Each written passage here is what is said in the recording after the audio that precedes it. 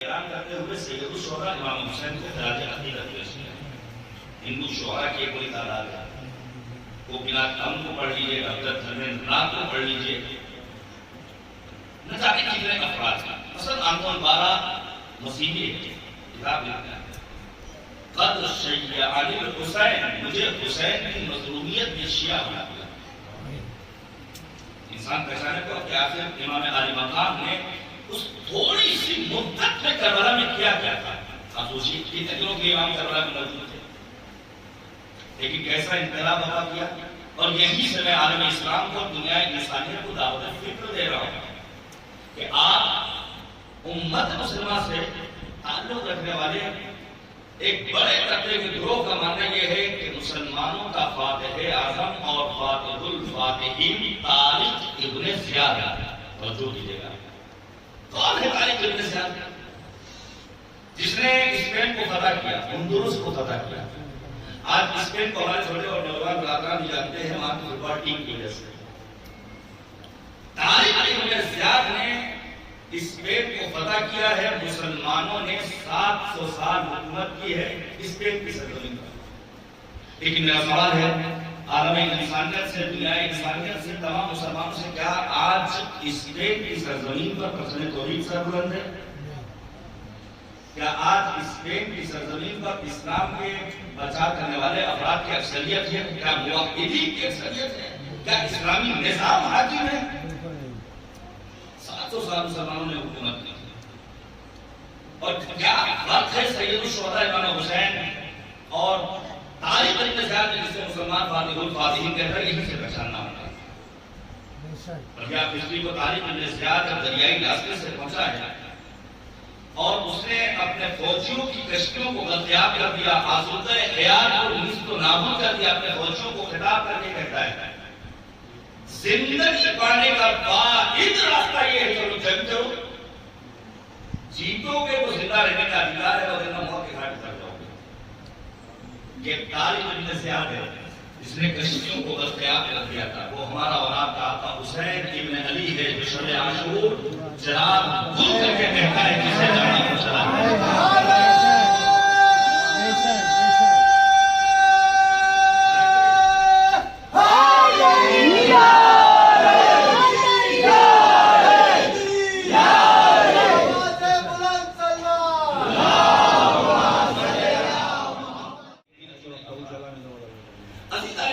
قرآن مجید اور امام حسین ان دونوں کے درمیان چند ایک مشترکات ہیں جنہیں ہمیں اور آپ کو پہچاننا ہوگا تاکہ ہم قرآن مجید کو فصلی کتاب نہ مانیں. یہ قرآن چونکہ ماہ مبارک رمضان میں نازل ہوا ہے، لہذا ہم ماہ رمضان میں قرآن کے لفظوں سے نکالیں گے اور پھر قرآن کی تلاوت کریں گے. ہم اس قرآن کو مردوں کی کتاب تصور نہ کریں کہ جب کوئی مرے گا تو ہم سورہ یاسین پڑھیں گے، بلکہ قرآن مردہ دلوں کو حیات نو عطا کرنے والی کتاب کا نام ہے. آپ توجہ کیجیے کیا مشترکات ہیں قرآن مجید اور امام حسین کے درمیان. مثال کے طور پر زیارت سید الشہداء کا فکرہ ہے، السلام علیکہ یا شریک القرآن، اے قرآن مجید کے شریک حسین ابن علی، آپ پر ہمارا سلام. تمام معصومین علیہ السلام کی زیارت کا فکرہ کیا ہے؟ السلام علیکم یا ائمۃ المؤمنین و شرکاء القرآن، اے مؤمنین کے ائمہ، آپ پر ہمارا سلام کہ آپ قرآن مجید کے شرکاء. ہم اللہ ہے، ہم وقت ہیں. نبی کہا تھا حدیث صحیح میں ایک نتار انجیل کو تقریر لگا اللہ ہے وعبرتی اہل بیت ما ان تمسکتم بهما لن تضلوا بعدی ولن يفترقا حتى يرد علی القدس. اب دو تین مشترکات سن لیجیے قرآن مجید اور امام حسین. مثال کے طور پر قرآن مجید میں پروردگار کہتا ہے یہ قرآن توریت و زبور و انجیل جیسی گزشتہ آسمانی کتابوں کا علم اپنے وجود میں سمونے والی کتاب ہے. امام حسین کی زیارت کا فکرہ کیا ہے؟ السلام علیکہ یا وارث التوراۃ والزبور والانجیل، اے توریت و زبور و انجیل کے وارث حسین ابن علی، آپ پر ہمارا اور آگے بڑھیں. قرآن مجید کی کیا ہے؟ وَرَتِّلِ الْقُرْآنَ تَرْتِيلًا، قرآن مجید کو ٹھہر ٹھہر کر پڑھیں. امام حسین کے لیے کیا ہے؟ جب اس بلد میں جانے کا ارادہ کرو وَمْشِ حَافِيًا، رہنا پا جاؤ بارگاہ حسینی میں وامشی بمشی العبد الدلیل سید الشہداء امام حسین کے حرم میں حاضری نہ ہو تو اس عبد الدلیل کے معنی حاضری دو جو اپنے آقا کے دربار میں جاتے وقت نہایت حقارت اور نہایت ذلت اور انکساری کے ساتھ حاضری دیتا ہے. وہاں پہ غرور نہیں ہے, وہاں پہ تکبر نہیں ہونا چاہیے, وہاں عقل نہیں ہونا چاہیے. میں آپ کے سامنے عرض کر دوں صرف اور صرف کربلا جانا سوال نہیں ہے کہ آپ کربلا کا ٹائٹل لے کر کے واپس آ جائیے, بلکہ کربلا سے واپس آئیے تو کربلائی روح لے کر واپس آئیے. سرعت انکار باطل تو آپ کے اندر پیدا ہو جائے جہاں بھی باطل قوت پائی جائے. وقت کا مسئلہ ہو, کوئی باطل موجود ہے اس کا انکار کیجیے. گورنمنٹ کا مسئلہ ہو, جہاں تک آئین آپ کو اجازت دیتا ہے تو آپ حکومت کے خلاف سراہ احتجاج بلند کیجیے. مظلومیت کے دفاع کا مسئلہ ہو تو کربلا اگر گئے ہیں تو وہاں سے درس کلیت لے کر آئیں گے. صرف ٹائٹل کربلائی بن گئے, حاجی بن گئے, یہ کمان نہیں. قرآن مجید وہ کتاب ہے جس میں ذرہ برابر بھی باطل اوہام کا گزر ممکن لا یأتیہ الباطل من بین یدیہ ولا من خلفہ. کسی بھی سمت و سو سے قرآن مجید میں باطل اوہام نہیں آ سکتا. امام حسین ایک لہجے کے لیے بھی حق سے باطل کی جانب میں کیا. ہم اور آپ ہیں, اگر ہمارے ہاں کسی ایک کا انتقال ہو جائے تو ہم ذرا سی دیر میں اللہ میاں سے ناراض ہو جاتے ہیں. ہماری بات کر رہا تھا, ہماری اولاد سب سے سیدھی تھی, ہم تو اللہ میاں سے ناراض ہیں, اللہ تو ہماری سنتا نہیں ہے. ہم ہی مصیبت میں مبتلا ہو گئے, ابھی تو مرنے کے دن نہیں تھے, کسی اور کو موت آ جاتی. یہ تو ہمارے وقت کفریہ جملے ہمارے لوگوں پر آ جاتے ہیں. کربلا کا پیغام کیا ہے؟ سید الشہداء صبح عاشور سے عصر عاشور تک کتنے جنازے لائیں, اور جنازے بھی کس کے جنازے ہیں؟ لیکن کیا آپ کے غریب ملتا ہے کہ امام عالی مقام نے گیلا کیا ہو, شکوہ کیا ہو, ماذ اللہ سے نارضائیگی کا اعلان کیا ہو؟ امام عالی مقام فقط ایک جملہ کہہ کہ الہی رضیت برضاک, خدا میں تیری مرضی پر راضی رہنے والا ہوں. اور میں یہ عرض کر دوں, یہی کمال ہے جناب زینب کبریٰ سلام اللہ علیہا. کیا عظیم ہستی ہے زینب علیہ مقام کی. زینب سے جب دربار یزید نے سوال کیا, یزید نے کیسا پایا میرا بھائی مارا گیا, تمہیں اسیر کر کے لایا گیا. جناب زینب کو 5 معصوم آغوشیں ملی ہیں, کسی اور بیوی کو, کسی اور فرد خانوادہ اس وقت سنیں گے. جواب مقابل کیا کہتا ہے؟ مقابل کہتا ہے ہمیں معلوم ہے مسجدیں موجود ہیں, مسجدوں میں فرزندان توحید موجود ہیں جو نمازیں ادا کرتے ہیں اور نماز ادا کرنے کے بعد انہی مسجدوں میں سو جاتے ہیں. ایسے نماز گزاروں کی نمازوں سے اور ان کی مسجدوں کی رفع و آمد سے ہماری حکومت کو کوئی خطرہ نہیں ہے. لیکن جب ایک ظاہر قبر حسین اپنے آپ کو کربلا پہنچاتا ہے تو ہماری حکومت لرز جاتی ہے. ذہنوں میں سوال پیدا ہوتا ہے کہ آخر کیسے بدبخت تھے وہ افراد جنہوں نے نوازہ رسول کو بے جرم و خطا 300 بروز کا بھوکا پیسہ میں جانے کربلا میں مارا ہے. اور پھر جب کربلا جانے والا کربلا جاتا ہے تو وہاں سے درس ایثار, درس فداکاری, درس شجاعت, درس شہامت, درس شہادت, درس صحابت, درس عبادت اور بندگی پروردگار کا جذبہ لے کر آتا ہے. شاید کہنا پڑتا ہے کہ کعبہ آ کر کربلا سے بندگی کی بھیک لے اور مدینہ اسلامی سے روشنی کی بھیک لے. ہاتھ پھیلا کر نجب بھی زندگی کی بھیک لے, کہہ دو ہر کاسے سے آ کر تشنگی کی بھیک لے. دامن حق میں جو اللہ ہو نبی کی بات ہے, سب حسین ابن علی کی دی ہوئی خیرات ہے. سلام دیجیے گا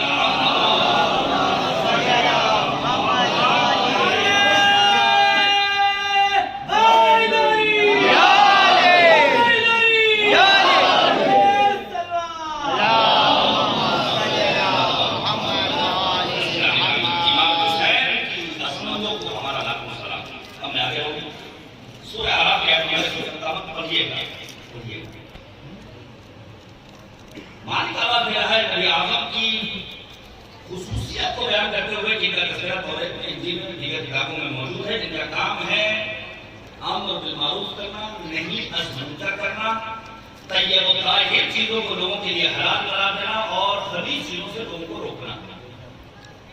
اور اس کے بعد دو موضوع ہوئے وَيَضَعُوا عَنْهُمْ إِصْرَهُمْ وَالْأَغْلَالَ الَّتِي كَانَتْ عَلَيْهِمْ نبی آخر کیوں آئے؟ تاکہ غلامی کی زنجیروں میں جکڑی ہوئی انسانیت کو نجات عطا کریں. مولا کہتے ہیں خدایا ایسی بارش چاہیے جو ہمارے شہروں کو آباد کرے، ویران نہ کرے، جو ہمارے شہر کی ہریالی کا سبب قرار پایا. دیکھیے میرے عزیزو، مثال کے طور پر امام سجاد کی دعا نمبر 23 کو کر کے دیکھیے. جو بچوں کی تربیت کے سلسلے میں ہے، ایک بچہ فرض پر نظر نہیں آ رہا ہے کیونکہ ہم نے سوچا کہ شادی کی ہے تو بچہ پیدا کرنا ہے. نہیں بھائی، شادی کرنا واجب نہیں ہے. شادی کر لی تو بچہ پیدا کرنا واجب نہیں ہے. اگر پیدا کیا ہے تو پھر دینی، اخلاقی، سیاسی، سماجی تربیت کرنا یہ ماں باپ کا فرض ہے. امام سجاد نے خدا کی بارگاہ میں دعا کی ہے خدایا مجھے اپنے بچوں کی دینی تربیت کرنے کی توفیق کرامت فرما. والدین کے حق میں دعا کی ہے امام سجاد. یہ کون سی صحیفہ ذکر کیا ہے جس کے بارے میں امام سجاد کی عظیم دعاؤں کے مجموعے کے بارے میں بزرگ علماء اہل سنت نے شروع بات نہیں کر رہا ہوں. علامہ زنگاوی کہتے ہیں کاش جوانی کے ایام میں یہ کتاب ملی ہوتی تو میں اس کی شرح کرتا. اور اگر یہ سبتے ابن جوزی کہتے ہیں کہ اگر بعد رسالت میں آپ علی مطلع نہ ہوتے تو بندگان خدا کو دین کے اصول کے جزئیات کا علم نہ ہوتا. اور اگر بعد علی مطلع علی ابن الحسین زین العابدین نہ ہوتے تو بندوں کو خدا سے گفتگو کرنے کا سلیقہ نہ ہوتا.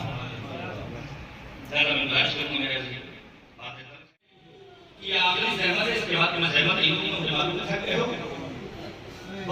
گھوڑے نے اشارہ کیا. امام المقام نے کہا جگہ 4 برس کی کمسن بچی ہے. یہ گھوڑے کے پیروں سے نکلی ہوئی ہے. امام المقام پڑھ رہے ہیں. 2 دھانو ہو کر بیٹھے ہیں، اپنے سینے سے لگایا ہے، سمجھایا ہے، باتیں کی ہیں، تسلی بخش جملے کہے ہیں. پھر امام سوال میں اور مختصر کیوں امام عالی مقام میدان کارزات میں پہنچے. جنگ کی ہے، جام شہادت نوش کیا ہے. بے زبان باوفا گھوڑا مرثیہ پڑھا ہے. الظلیمہ ظلم کی انتہا ہو گئی، ظلم کی انتہا ہو گئی. نواسے رسول کو مارا گیا، فرزند رسول ذبح کیا گیا. یہ آواز اور سکینہ کے کانوں میں پہنچی. قربا میں مقاتل نکالی گیا. 4 برس کی کمسن بچی در خیمہ پر آئی اور آنے کے بعد کہتی ہے اے میرے بابا کے بابا گھوڑے بتا ہر سکھ یا ابھی ہم کو تیرا آتشارا. میرے بابا کو پانی پلایا گیا یا میرا بابا بھی پیاسا مارا گیا.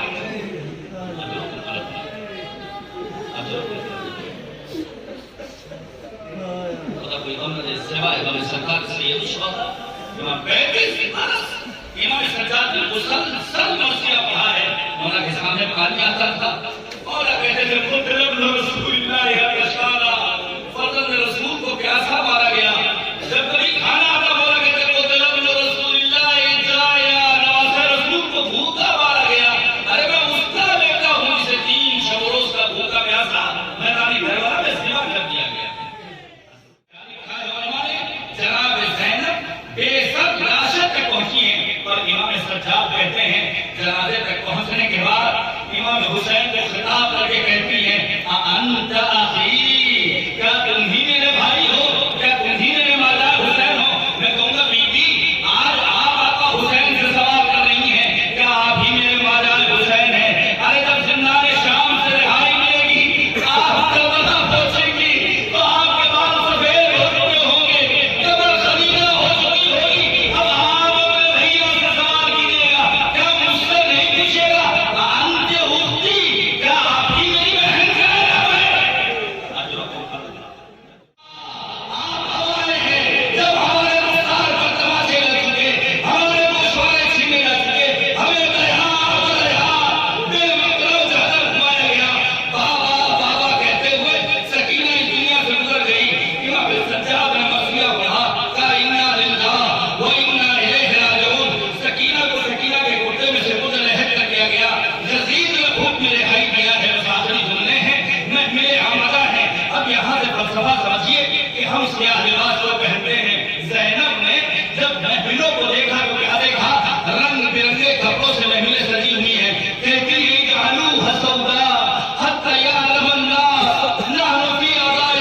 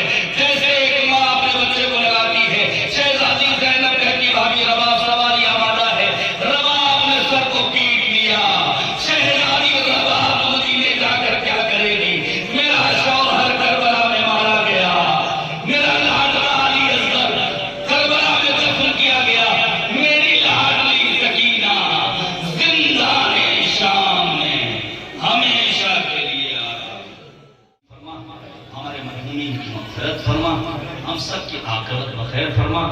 جو مومنین جو اللہ تعالیٰ نے مظلوم کربلا رہی کربلا یا کربلا پہنچ چکے ہیں، کریم پروردگار ان کی جان مال عزت و آبرو ناموس کی حفاظت فرما.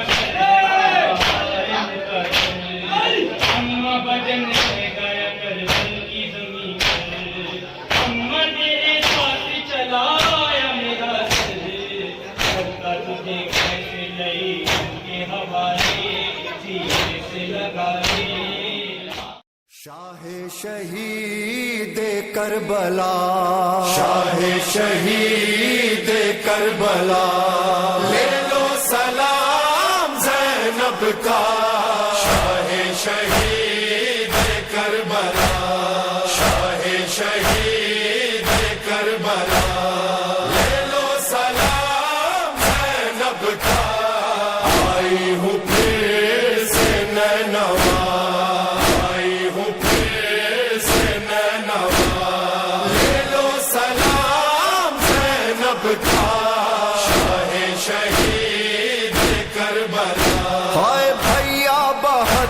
کا چہلم کروں گی، 72 کا چہلم کروں گی. دل کھول کر آج ماتم کروں گی، کھول کر آج ماتم کروں گی. فرش ازاں لو بچھ گیا، لے لو سلام زینب کا. آئی ہوں پھر سے نینوا، لے لو سلام زینب کا.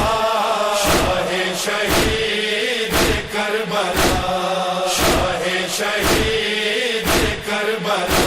ہائے بھیا لہو میرا سجاد رویا، لہو میرا سجاد رویا. میں سو سکی اور نہ سجاد سویا، سو سکی اور نہ سجاد سویا. ہر قدم تھی کربلا، لے لو سلام زینب کا. آئی ہوں پھر سے نینوا، لے لو سلام زینب کا.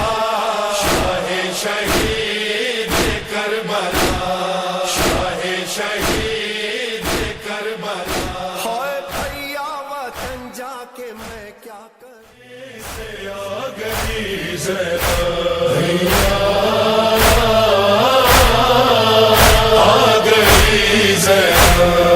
واسطے تیری سکینہ کو ساتھ اپنے نہ لا سکی زینب. بھیا آ گئی زینب، بھیا